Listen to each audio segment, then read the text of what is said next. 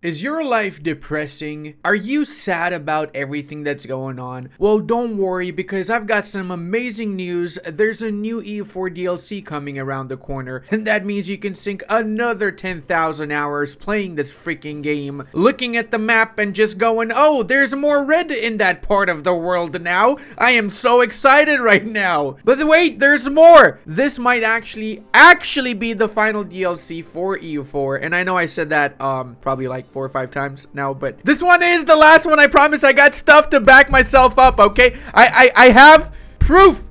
There's proof of it, okay? Trust me, bro. We'll go through the dev diary, and thank you to Paradox for giving me early access so I can record this dev diary, and I'm gonna release this at the same time as the dev diary is coming out, so you can check out. I'll leave in the description a link to it if you want to just watch the text. You don't want to hear my annoying voice, then you can just do that. If you do want to hear my annoying voice and my opinion and my breakdown of the features and everything that's coming in the next DLC, then stick around, because this is actually gonna be amazing. This is, in my opinion, the biggest and most ambitious DLC that we've had so far for EU4, and it's gonna cover the entire planet. So this is gonna be a worldwide DLC. It covers the Americas, it covers Europe, it covers Asia, it even covers your shame. It covers your shame as well, okay? Okay, so we started off with the introduction here. The DLC dev diary is presented by Dargert, who joined Paradox into a couple of years ago as a QA. He has since transitioned, and he's now an associate producer, which I have no clue what that means, but if you guys know, let me know in the comment section. I'm assuming it means that he's doing the coding, maybe, or maybe he's directing the people that do the coding. I don't know, but glad to see new people on the Paradox team, that's for sure. It means the company is growing. It means that we're probably gonna have EU5 soon.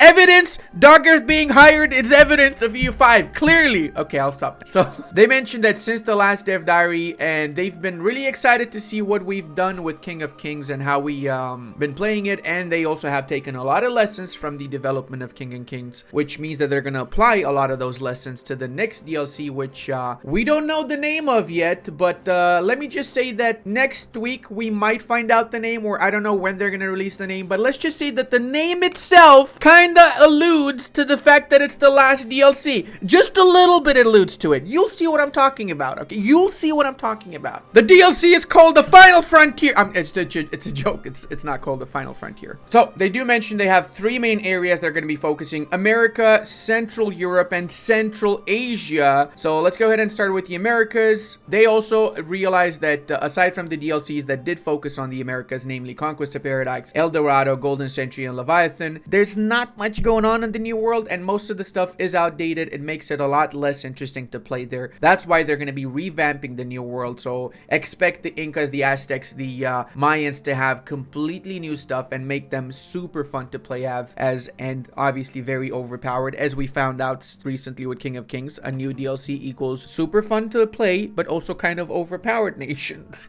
Just a little bit overpowered. The main aim, of course, is going to be to get more depth and replayability to nations that already have well-established mechanics. So we're not going to see too much new mechanics, maybe, or maybe we will see some new mechanics, but not as big as we would have in previous DLCs, obviously. Remember that the spaghetti code is still there, so they have to work with what they have, right? They also mentioned that there's going to be no changes to colonial nations. So Leviathan already implemented a new set of mechanics for that, so it's gonna stay the way it is right now with the colonial enterprise, the crown colony, and the other one that nobody freaking chooses. There's gonna be no changes whatsoever to colonial nations. It's only gonna be focused on the native. So for the Incas here, they give us an overview, mention it's a great pre-Columbian nation, and then they go ahead and they tell us with the new expansion they will be able to experience new missions that will involve unifying their land. So we're finally gonna be able to get some claims on the other nations around. I'm also assuming there's going to be some new Incan tribes that we're going to see from the beginning, and it's also going to focus on exploiting the gold and valuable resources produced in the Andes. That means probably going to get more gold mines, and probably going to get some missions that boost up those gold mines for sure. Honoring the sun god Inti, whose real name, by the way, was Ludi, but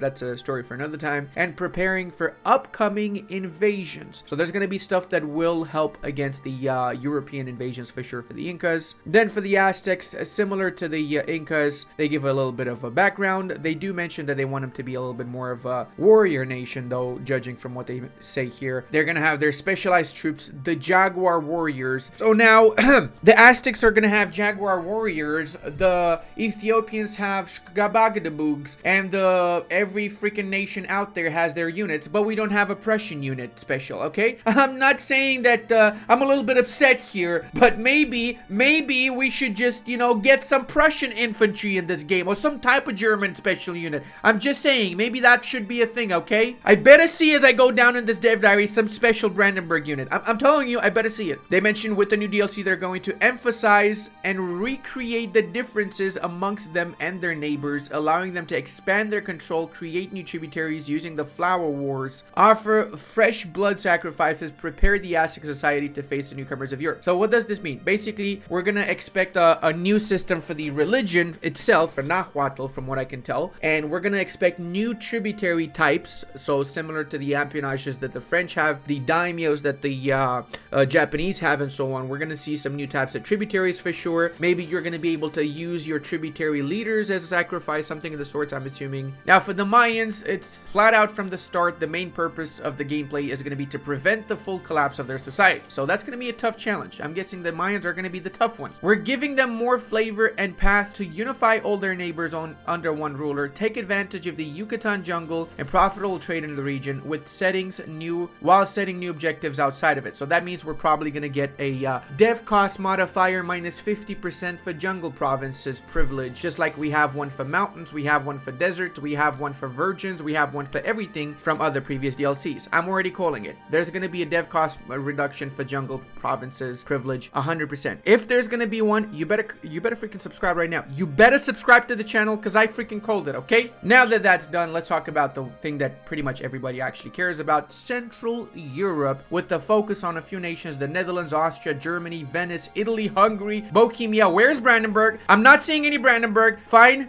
Maybe Germany would be included in Brandenburg. Let's see what we're talking about here. So we're back to Europe again. Why is that, you may wonder?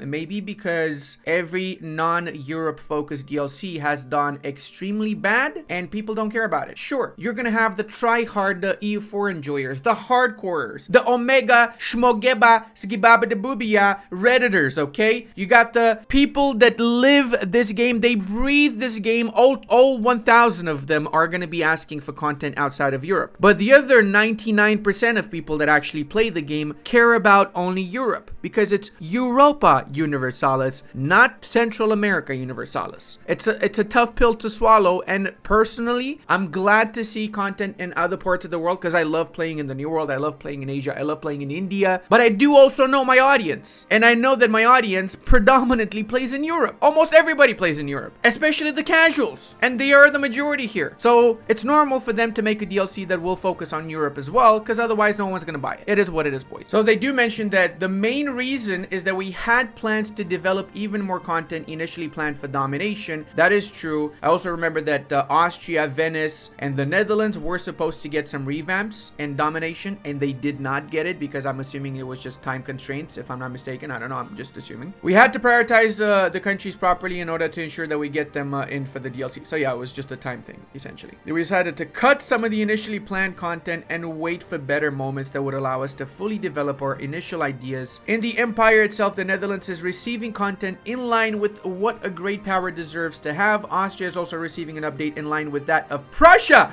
Oh my god, we're getting Prussian military units. Oh my god. I'm sorry, I just came. I forgot my whole trail of thought. What was happening here? Right, so Germany getting content. Hell yes, about time we got some content in Germany, just saying.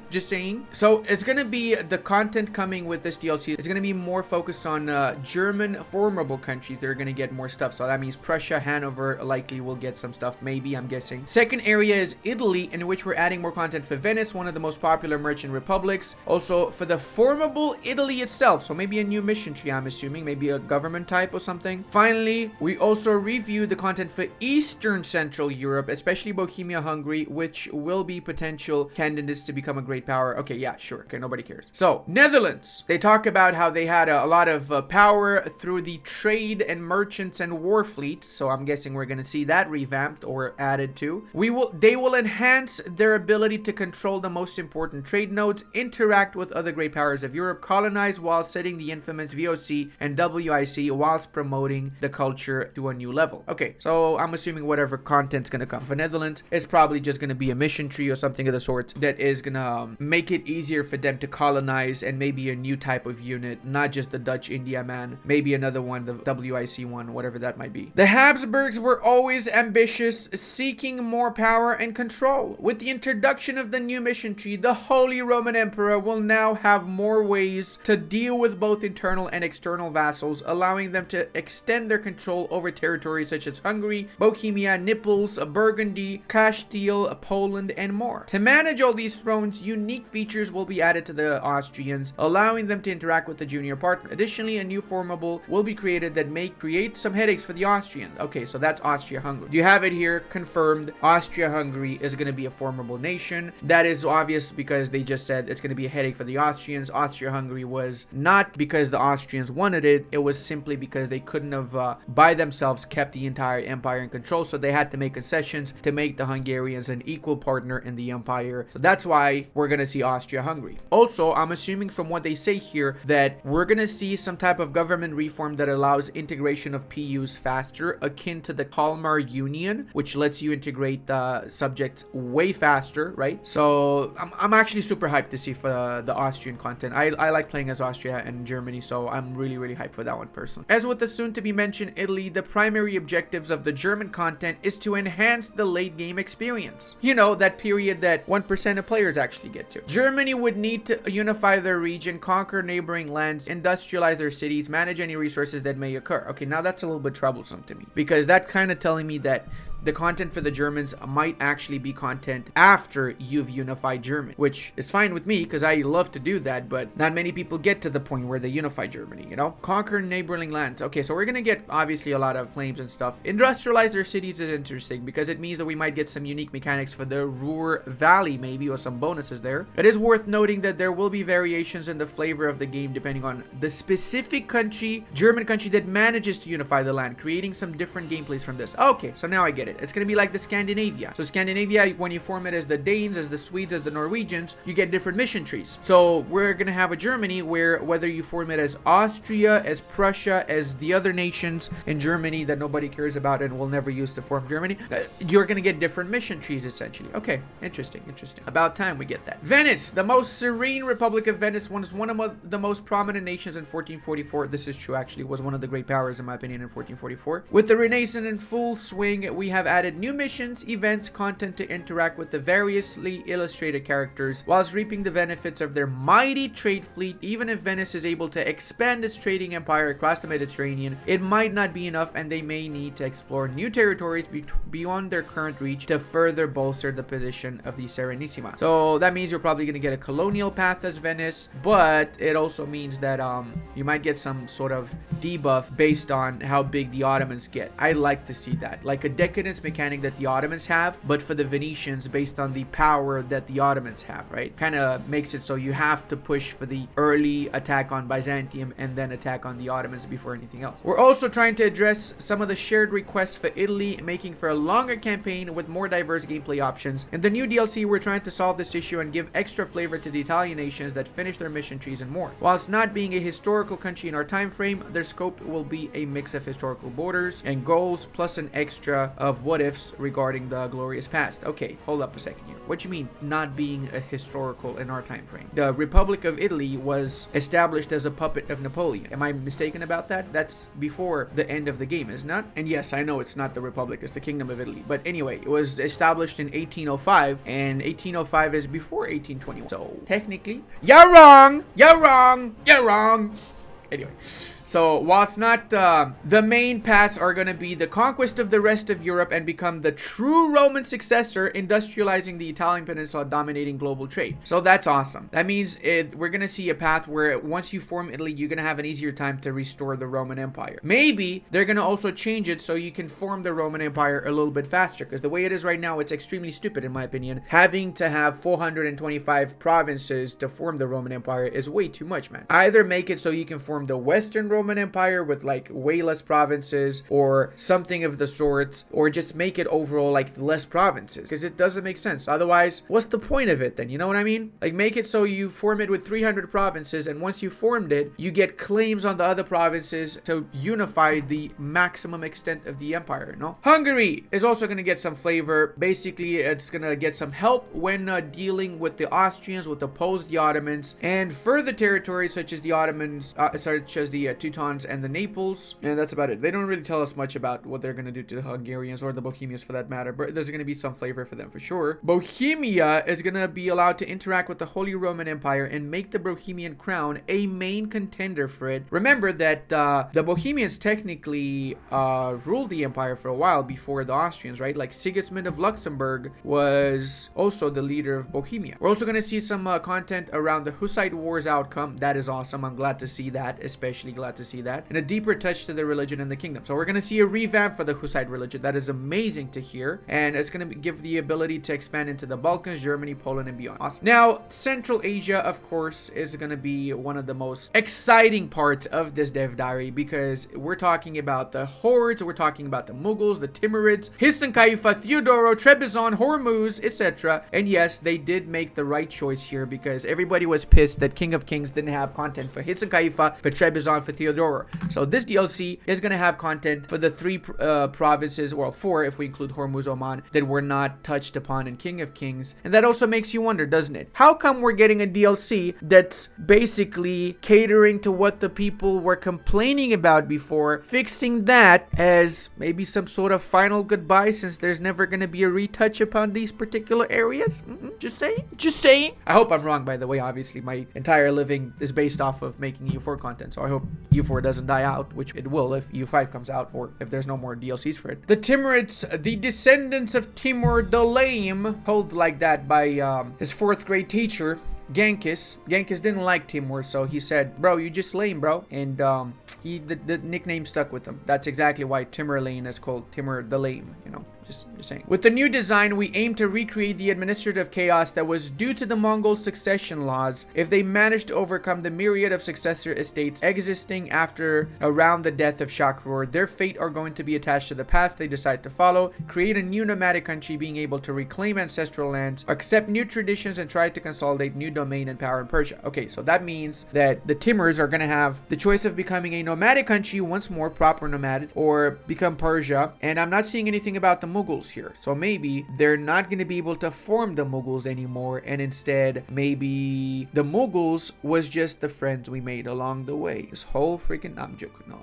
they're still going to be able to make the Mughals for sure. Technically, the Mughals were created by the Timur. So what I'm assuming is that disaster once Shakrur dies is going to be significantly harder, and keeping your vassals in check, which is going to make for a really tough game, a challenge for sure, but a welcomed one. The Gunpowder Empire of the Mughals was born as an offspring of the Timur dynasty and is primarily focused on conquering the Indian subcontinent. We aim to incorporate a new flavor that would allow for more interesting management of the internal affairs, such as the Mansab de Barbadu. Additionally, the Mughals will undertake new goals to enhance its economic and cultural standing. Okay, cool. So that means more stuff to manage, maybe some new reforms or something of the sort. Excited to see what that's going to be about. The Hordes, the one area of the game that definitely needs a redo, that's for sure. The nomadic lords of the steppes are an important addition to the content of this DLC. We have decided to make some of their goals accessible to all the Hordes, whilst other parts of the content will be exclusive to specific ones. Therefore, the West Tatars, Central Mogulistan, and the East Eastern Mongols will have new paths enabling them to conquer new lands and raise them to the ground as a proper Khan should be able to do so. Okay, alright, hold on a second. So maybe we're gonna get 3 different types of hordes then. Like the Western hordes, the Eastern hordes, and the Central horde. Each one having maybe a different type of raise mechanic or different outcome from raising or ability to raise. I'm really hyped to see this. I really hope they don't mess this up. I'm super hyped for the hordes, especially personally, because I love playing as the hordes. And I think they have a lot of potential to work with here. So let's see what happens. Hisan Kaifa, the golden age of the Ayyubid dynasty came to an end a long time ago. That is true. The Mughals basically kicked their butts. It is surrounded by heathens, pagans, and minor dynasties and EU4 virgins. But by conquering powerful countries, they will be ready to destroy everybody else. To restore the former glory of the caliphate and reclaim Syria, Egypt, Arabia, Saladin's legacy requires a more ambitious mission tree. So that's it. That's basically it. We're gonna get a mission tree for Hisan Kaifa. Bro, this is gonna be one of the first gameplays I'm gonna do when the DLC drops. Right after I do all the European ones, of course. Trebizond, again, the once powerful and prestigious Komnenoi family now only retains their name. Technically, the Trebizonds, from certain regards, were the actual Romans, because sure, it was the Empire of Nicaea that restored the Byzantine Empire by recapturing Constantinople from the Latins, but the Trebizonds, Empire of Trebizond, kind of had a similar claim to the legacy of the Eastern Roman Empire. So I don't know, man. I don't know. Just saying. I'm guessing we're gonna get some missions to reclaim lost territory, as it says here, extend control over the Black and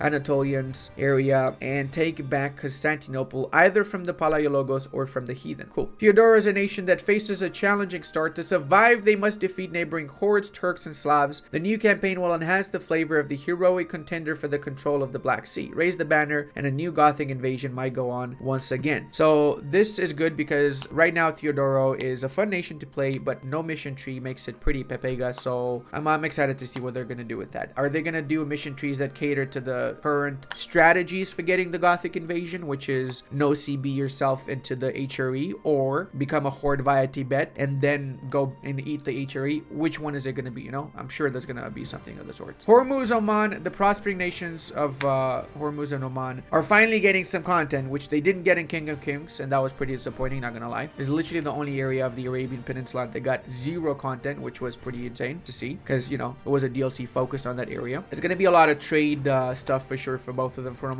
what I can read here. And then they say, that's all for the new content for 1.37. We're excited, and we're receiving your feedback about this roadmap. Next, we'll start with proper development diaries showcasing the new content for America, Aztecs, Mayans, and Incas. It will be a meaty dev diary for sure. So that means next week we get the entire bit. So what I'm assuming from this is that we're going to get 3 dev diaries, one for the Aztecs, Mayans, Incas, then the second one for the Europeans, or maybe they're going to split the European one in 2, and then a third one for the Asian bits, and then a 4th one with the final stuff. So I'm assuming a month, maybe a month and a half, we're going to see the DLC come out, if I'm not mistaken. Now, I really hope this is not the final DLC, but I got a really strong suspicion considering the name of the DLC and considering that it covers the entire span of the country, of the planet, right? That being said, Leviathan also covered pretty much the whole planet, and it was not the final DLC. Domination also did the same, so maybe I'm just being, you know, paranoid here, and I really hope that I'm being paranoid. That being said, Paradox did tell me that they will go through my comments, so you guys make sure you leave whatever you feel you want to talk about the DLC. Write everything in the comment section. Write what you want to see. Write what you don't like about the previous DLCs that you would like to see changed. Write what you would like to see revamped, and most importantly, write that you want to see a Prussian special unit. Okay, you better write that you want to see a Prussian special unit, otherwise I'm gonna get real mad. You hear me? Real mad. You don't want me to get real mad. That's it for today, guys. I hope you are excited for this as I am, because I'm super freaking hyped, and I'm really excited to see what the Prussian infantry unit's gonna look like. So hey, until the next time, check out this awesome Japanese video. And I want to give a massive thank you to all of my patrons, channel members, and Twitch subscribers. I would not be able to do this without all your support.